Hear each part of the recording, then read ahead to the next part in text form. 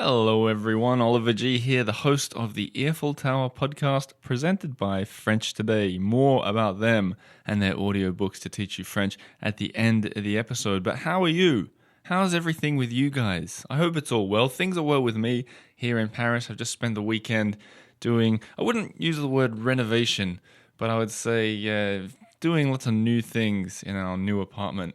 Putting together tables and drilling. You know, the reason I wouldn't use the word renovation is because I've just been reading the David Leibovitz book called L'Appart for the book club, and he went through a hell of a renovation. And in fact, the reason I bring that up is because tomorrow, Tuesday, February 26th, tomorrow afternoon at 4 p.m., I'm going to visit David's apartment, the one that he wrote about in the book, for the book club, the Earful Tower book club, and we are going to talk about his book. We're going to look around, we're going to film a live Facebook video for the book club. So I bring that up because if you're not in the book club, you should be in the book club. It's all on Facebook for now. Every month for the past 6 months, I've been dissecting books about France with a whole bunch of book club members, and this is going to be the first time that the author is going to be in the book club answering your questions. So go and sign up for that. It's on Facebook. There's an optional sign up on Patreon of $5 a month. If you think it's worth it, sign up. If not, enjoy the free ride. But that's going to be tomorrow at 4 p.m. Enjoy that. But speaking of books, today's guest has also written a book. I've got Annabel Simms, who's talking about day trips, secret day trips from Paris. She's done 2 books. One is An Hour from Paris, and the other one is Half an Hour from Paris. And she talks about the whole idea, how it all came up, why she wanted to get out of the city of Paris after living here for almost 30 years. And at the end of the episode, she gives a tip for one of the day trips. So have a little listen to that. Maybe you can learn something. And we talk a little bit in the middle about one of her blog pieces, a blog post about signs that you can find when you're walking around. That's linked in the show notes below. So without further ado, this is the Earful Tower. This is Annabel Simms. Let's get into it.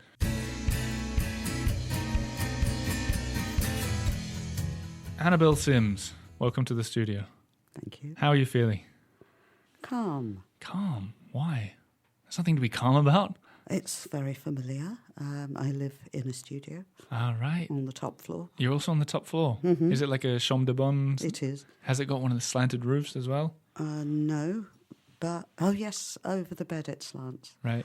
And it's a kind of super chambre de bonne. It's got a bathroom. Oh, wow. That's the luxury kind. With a bath. A bathroom with a bath. I didn't know those existed. It's a very small bath. Right. And this is on the Ile Saint-Louis? Yes.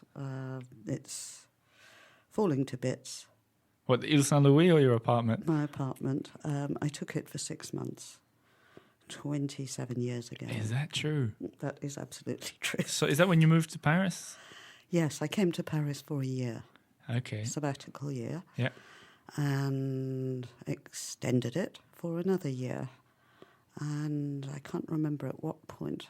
I think it was 6 months into my first 6 months. So at the end of that, I had to leave the flat I was in and looked for a place for another 6 months, which was that one, and thought it'll do for 6 months. Right. You know, the stairs were a bit of a pain, but it was on the Ile Saint-Louis. The fact that it was falling to pieces, I did actually fix it up a bit. Right. It's a very cheap place on the Ile Saint-Louis. It is up 5 flights of stairs. It does have a little window about the size of the one here, not sloping, with a view over the inner courtyard and the horrible Tour Montparnasse. You don't like? No one likes that tour, do they? No, Tower. but if you crane your neck and look to the right, you see what I thought was a television aerial for a long time. Yep. It turned out to be the spire of Notre Dame. Ah, okay. I'm at about the same height. Really? I see, because I think I've seen that picture inside one of your books, of your courtyard Not of view. the spire, because to take that picture, you'd only have chimney pots and the spire. Right. There is a picture of the window. Right. Yeah, that's what I saw. With the blue morning glory. What's the blue morning? Is that another flower? It's another flower. Before we started recording, my botanical knowledge was put to the test and I failed absolutely miserably. I think we were talking about snowdrops. I thought it was like a Red Hot Chili Peppers song or something like that. But no, it's a flower. But that brings us a little bit to what we're going to talk about today, is the trips that you've done out of Paris, as I will have mentioned in the introduction. But the idea is you came here, I would say rather a long time ago. And It's 28 years. 28 years. Some of the listeners maybe weren't even born then. I hope this is true of many. And so the idea is you're in Paris, British, you're from the UK. Whereabouts are you from? London. I've heard. That's the capital, right? Yes. Yeah, I've heard of that one. Generally, yes, that's what we think. So then... We think of it as a different country. It is rather, isn't it? They vote very differently on things like Brexit, which we're not going to get into on this show. No, please not. No, I'd rather not as well. But let's go back 27, 28 years ago. Some listeners sitting there thinking, I wasn't even born yet, but Paris did exist back then. And you were thinking, I'm sick of the city. I want to see more. It wasn't so much that I was sick of the city. It was, back to flowers again, I had a garden in London, as most people do. Is that true? Most people have gardens in London. Yes, it's quite different from Paris. It's almost the opposite. Paris is terribly densely populated in the centre. Third world density. Right. Compared to other European cities. London is much more spread out. The big difference is not just the centre, it's the surrounding parts. So outer London, the density is more or less the same as in inner London. For Paris, it's quite shocking, the contrast. Very dense inside, quite sparse outside, surprisingly so. I didn't know that, of course. So it was the density that you wanted to escape? Yes, because of the density, almost nobody has a garden. Everything is built on top of everything else. So instead of the ground floor of a house with a garden, I'm on the top floor of a 17th century building, looking out over the chimney pots, and I'm surrounded by pavements, and nobody's got a garden. And what the Parisians call a park makes me laugh. Oh, yeah? There just aren't enough of them. So not enough green space. Working in Paris all week, and I just wanted to get away from all those people and to see a bit of green. That was the initial reason. So you're thinking, I need to know where to go. You wanted to take the train somewhere. You didn't know where to go. I didn't have a clue where to go. Right. And then take me back to that moment. How did you start? I mean, a lot of people are in this position today. I can tell you exactly how I started with the Michelin Green Guide to Paris and the Ile-de-France, which, of course, is written for car drivers. There's the first problem. It was quite a problem, but it was all that was on the market. So I used it for quite a long time and adapted it. Right. And that is where the negative research comes in. What do you mean by that? It's a concept in science, apparently. It's very useful. It's all the things that don't work, which scientists publish to save some other poor devil repeating all the work. So it's kind of like, isn't there some saying about Thomas Edison and the light globe? Yes, what is that he said? He found about 360 odd ways not to make a light bulb. Which don't work. And is that what you did as well then? Yes, and the difference is I don't publish the failed stuff, but the failed stuff informs the stuff that is published. What the readers are getting is the tip of the iceberg. They're getting the usable bits. Yeah, and that's all you want, the tip of the iceberg when it comes to day trips out of Paris. Yeah, you want to know exactly, well, I suppose, how not to get lost. Because that's a big risk, isn't it? I mean, I've been in Paris. Some would say all of 5 minutes compared to you. I'd say 4. Sorry, I rudely said that. I'd say 4 years. And I've done a few little day trips, but I never... I mean, the obvious ones are like, people think Versailles or Fontainebleau or Even going out to the Bois de Boulogne or something could be quite a day trip. Forgetting the train, even just taking a bicycle. But it's hard.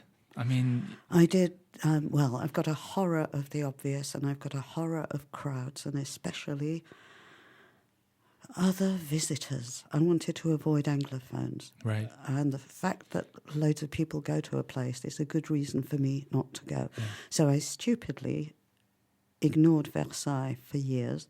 As in, you just didn't go there. I finally went there for the book Ah, because my publisher asked me to. Yep. He said, we can't have a book full of things people have never heard of. We've got to mention some names. sure. Yeah. So I reluctantly went. Of course, it was stupid not to have gone before because it gives you a measure to appreciate all the other chateaux. It's the kind of chateau. That's the one. And you measure all the others. It's simply against the it. standard by which chateau excellence is measured. If you like size. Yeah. And grandeur, it's certainly, there's plenty of grandeur. Right. I'm glad I finally went. Sure. Same with Fontainebleau. I was taken to Barbizon early on. Hated it. Which one is that? I don't know that one. It's famous for the Impressionists. Right. So it's on the edge of the forest of Fontainebleau. Okay. And it's got lots of twee little cafes and restaurants. All, of course, making lots of money out of the link with the Impressionists. Right. It's a kind of Disneyland. Oh, wow. You painted in kind of a nice way, to be honest. You didn't like it? It was nice then. Right. I don't like what it's become. But what strikes me as something that might be difficult for you is you don't like the Anglophones and you don't like hordes of people, but you No. live in the center of Paris. Exactly. There's something fundamentally wrong with this. Not really, because there is a whole other world out there. But it did take me some time to discover it.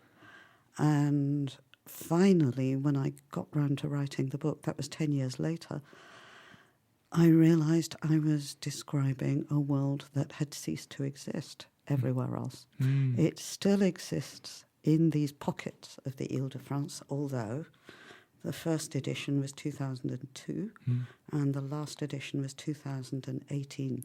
So an awful lot has changed. True, right. I can imagine. But so just for any listeners who don't know, Ile-de-France is the term for the Paris, like the Greater Paris region. Yes. So Yes. when you look at a map of Paris and you've got kind of that circle, contained within the periphery, that's The magic circle. the magic circle. Is that yes. what it's known as? That's what I call it. Oh yeah. Why is that?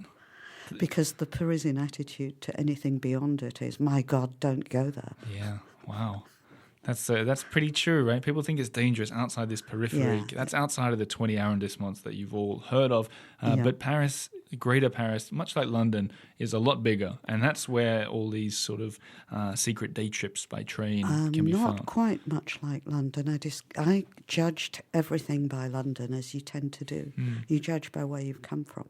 So I assumed that it would be like London, not as dense as it actually is, that the surrounding area would be of equal density, which is not the case, and also that it would be of equal size, which is not the case. It's 8 times bigger Paris. than Greater London. Right. The Ile-de-France is 8 times bigger than Greater London. What do you think about the whole? They're doing. There's a lot of plans underway to make Greater Paris into more of a concept that's more tangible for tourists and Parisians alike. What do you take on that? I think it's probably a good thing because what shocked me as a Londoner coming here eventually, when I got to know more about the Ile-de-France and how sweet and quaint and charming lots of it is this magic circle concept, the charmed circle, the huge gulf between Parisians and the Ile-de-France, mutual suspicion, mutual ignorance. I don't find that in London. There isn't this huge cut-off beyond the circle line. And the circle line is about right. That's about the size of Paris. Yeah. the London Circle line. Yeah, right. Yeah, that's true. It's a bit weird, not just in Greater Paris and Paris, but Paris and the rest of France. There's this kind of us and them thing A going both complete ways. split. Yeah. Yes. Why do you think that is? It's historic, Yeah. I suppose. There's always... well, there were fortifications around the city until 1919. I didn't know that. So the fortifications around Paris, do you mean that was just the big boulevards, though, right? Well, so that they now mark where those fortifications were. There were walls around Paris. Until 1919, the way I understood it was those big boulevards. So, for example, like Boulevard Clichy and stuff like that were considered like city walls, although there weren't walls there. So But there were walls. Oh, right. There were walls right up to 1919. Wow. And haven't you heard Parisians talking about intramuros, Yeah. within the walls? So they mean those walls there. They do. That mindset has continued. Whenever people start speaking Latin, I always turn off. That's just how. Well, I found it very intriguing that they were using this term. Yeah. And I assumed that the walls had disappeared in the Middle Ages. Yeah. No, not a bit of it. Intriguing. 1919, and they're still there effectively because the ring road, the Boulevard Périphérique, effectively marks the city. Beyond that, it's the barbarians, Yes. it's the Philistines. I've And come across the this English, attitude. the English are out there too. That's why they originally walled in Paris. You know, old The Philippe English are Auguste. much further out. They're Well, yes. in, what's that place they all go to? What the British people? Dordogne. Oh yes. That's where they all are. I sometimes wonder if we have listeners in Dordogne because It's possible. it is possible. It's highly likely. Write in and let me know if you are listening from. I think they call it Dordogneshire They may well do. because there's so many British people living down there. Well, I've been there. Right. Needless to say, visiting Yeah. English friends. It's quite true. There's a town down there called Aymet, Eymet, that's apparently a huge percentage of British people. And when I was going around on the honeymoon season, I wanted to make a detour there just to see what it's like something like 30-40% British people, I think, maybe more. Well, they've probably saved some of those villages from Yeah, just right. dying on their feet. Well, there are a lot of the mayors in those towns are getting interviewed by the BBC sometimes saying, if it wasn't for the Brits, Yeah, then we'd be it's dead. true. Yeah. It's absolutely true. But Parisians tend to go to Normandy, and so do the English, Yeah. because Right. it's close. Yeah, Deauville. Where they don't go, either the Parisians nor the Brits, nor indeed anyone, is the Ile-de-France. It is completely overlooked. Yes. Now let's talk about that. I want to go back to what we were saying though. So when you started, you had your Michelin guide to the Ile-de-France, and so there was something recommended, and you said, "Oh well, I'll give it a shot," or was it more that it was just a place on the map that you went and checked out? I read the descriptions, Right. then I try and match that with the train map. Yeah. Okay. So I'm a Michelin user travelling by train. This proved a problem some of the time not. But of course Michelin doesn't tell you the best ways to get to those places, what to do when you've left the car park. They assume you'll hop back into the car and drive on somewhere else. Right. So it's completely not aimed at walkers. But they did pick places that I'd never heard of and that I did find interesting, and to develop a route to them, which I wasn't thinking of doing for a book, just to develop a usable route for me and my friends, sometimes took 2 or 3 visits. Right. As in find the best because you have to switch Avoiding trains. the main roads and all the traffic. And for an awfully long time, I didn't know what the red and white signs meant. So when you're talking about when you're driving, right? I know, walking. Ah, okay. When you get out there, when you're walking, okay. Yeah. But there are, in fact, a whole system of markings, way markings, for French walkers, which use red and white signs. I didn't know about any of those. Where are these? Is this like in They're between? all over the country. But do you mean like between villages, or do you mean sort of when you're in the forest? Everywhere. And they're street Everywhere. signs, or like They're painted at eye level. You'll see them in Paris, in fact. I'm trying to. If you look, but you wouldn't look, because a friend of mine who's been in Paris much longer than me, I've triumphantly told her all this, and she said, "Oh, I thought they were for mobile phone signals."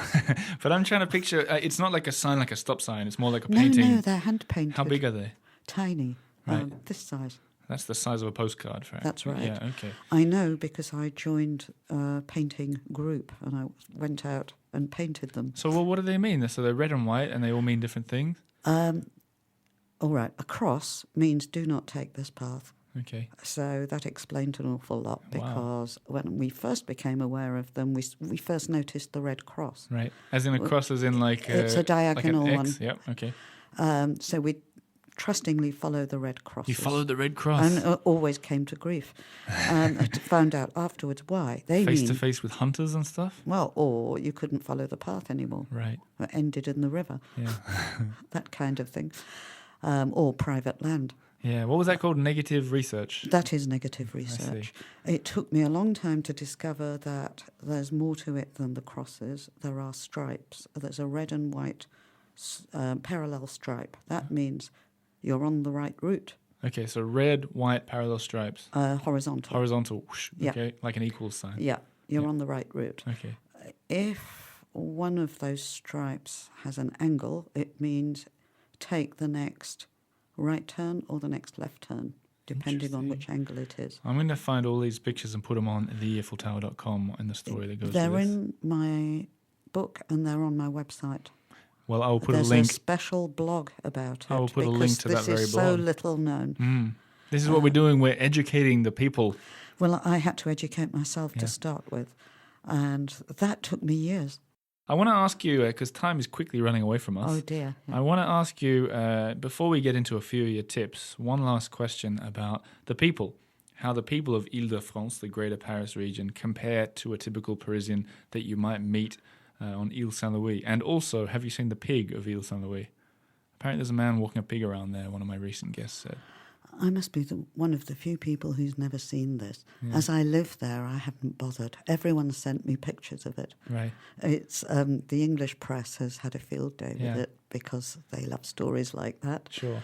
But you've never seen it? I've never bothered to make the detour. It's about 10 mean, metres. What do you mean you have to make the detour to find it? Well, it's not a route I usually take. Oh, the guy walks the pig on a specific route? Or The P place is facing the right bank. Okay. And I tend to cross the bridge. Okay. It's funny that you spent 30 years tracking down things around the whole of the region. But this is classic. Nobody ever knows about what's under their nose. True. Which is why Parisians don't go to the Ile-de-France and why you should go, because the people are so much nicer. And how do you notice that? Is it... you get lost. I get lost all the time. People help you. People give you lifts. People invite you in. People buy you drinks because they're thrilled to hear an Anglo voice. Right. They don't get visitors. Yeah. They certainly don't get English-speaking visitors. Yeah, we noticed that a lot. So for my honeymoon, I drove around France on a scooter, and we literally around the whole country. Being on a honeymoon would be the perfect way to get people to be nice to you. Yeah, you think? Yes. But even beyond, even beside but being that. lost is another one, and being obviously a foreigner in a place that doesn't attract tourists. Yeah. They're just gobsmacked that you're there and that you're not in a car. I think it's probably the same thing in London or in Australia or America. When you meet someone that you don't usually meet, it's often a treat, I think. Especially with the French attitude of them and us. Right. Everybody is them, unless you went to school with them, their family, or their close friends. But if you're in trouble, you become us. I've heard about this before. Polly Platt. What's Polly Platt? It's a wonderful book called French Orpheau. Highly recommend. Highly recommended. It was written in 1994. Right. I wished I'd had it in my hand when I arrived in 1991. Polly is no longer with us, so the book hasn't been updated since, I can't remember, 2000 and something. It's still not out of date, though. I highly recommend it to explain a lot of things about Paris and Parisians and the French. It's very, very useful. Someone once told me there's not a better place in the world to break down in your car than in the French countryside because the people are so friendly and helpful and eager to help you. Well, even in Paris, that would be true. Yeah. You become us. I'm paraphrasing her. Yep. She first opened my eyes to this. Right. And her first chapter begins, "Don't smile." Really? That's funny because a recent guest said to me that you should smile in Paris, and she was French. Really? Perhaps things are changing. Perhaps. Anyway, so we're going to get on to this. A few tips from you, I think. Let's imagine that someone's in Paris for a week. So let's start with one that you can recommend for me. I'm a young, sprightly man. I want to get out, see a little bit more. I'm not afraid of travel. Where would you send me? Depends on your budget. 0. You want the cheapest? I want the budget of a podcaster. In that case, the simplest thing to do is to take the RERC from Saint-Michel. Yep. Go to Choisy-le-Roi, Okay. which is all of about 15 minutes away, or less. Get off there. It's a not very attractive suburb, working-class suburb. Cross the bridge, the railway bridge. Turn right. Follow the towpath along the river for about 3.5 kilometres, Right. which is interesting. Okay. And then the towpath comes to an end, and you have to go onto the road for about 3 minutes, and then you see a shabby-looking place called La Guinguette Auvergnat. Right. So it looks like a cafe. So you go in there, and once you're inside, you see that it's not a cafe, it's a restaurant, that it's overlooking the river, that it's got a little terrace.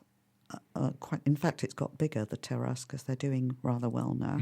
So they've extended their terrace, but it feels exactly like being in a boat, a long boat. And then there are steps at the other end of it up to another terrace overlooking the entire river. And on Sunday afternoons, people dance.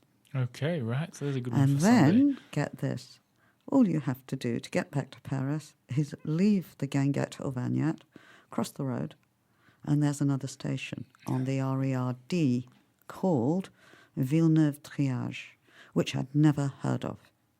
And that'll take me It's back to about the 12 city. and a half minutes to the Gare de Lyon. Ah, wow.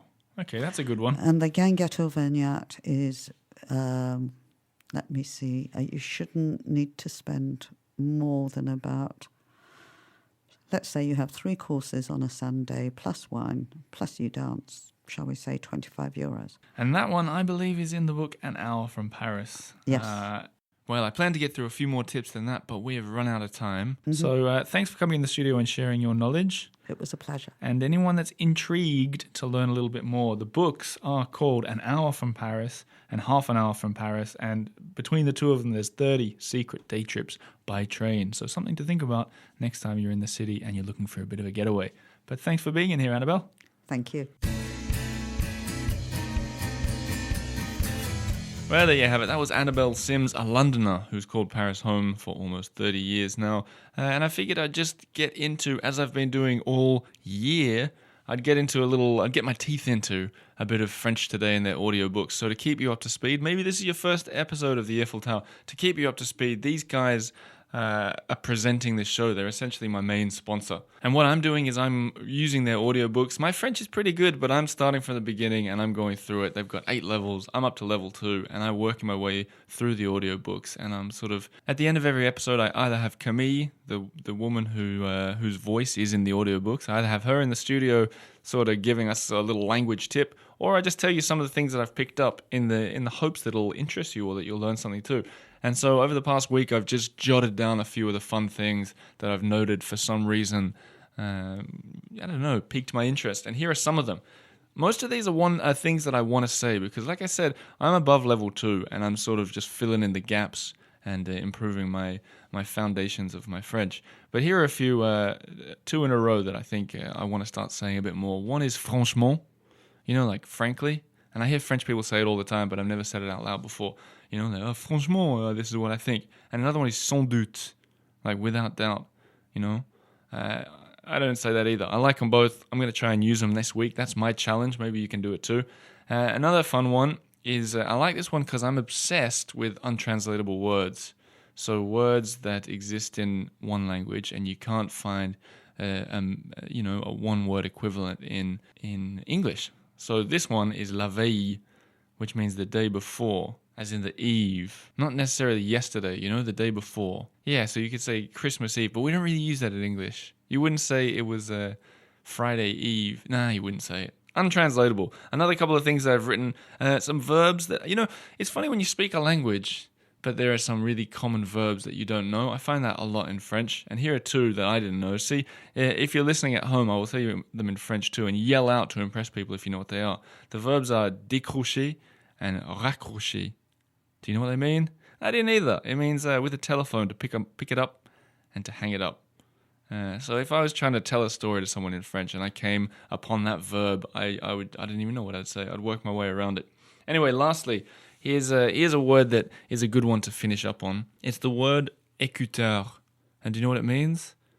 Yes, it means headphones or an earpiece or whatever, something you put in your ear to hear, but it also means listener. So when I meet people, I tell them I'm a podcaster in Paris. If they're speaking French to me, they sometimes ask me how many écouteurs that I have, how many listeners. So there's one from me to all you écouteurs out there. Thank you for listening. If you want to learn French, if you want to get on this crazy train with me and learn some French, go to FrenchToday.com. But if you want an additional 10% off their audiobooks, and I say additional because they often have sales on anyway, go to FrenchToday.com/earful2.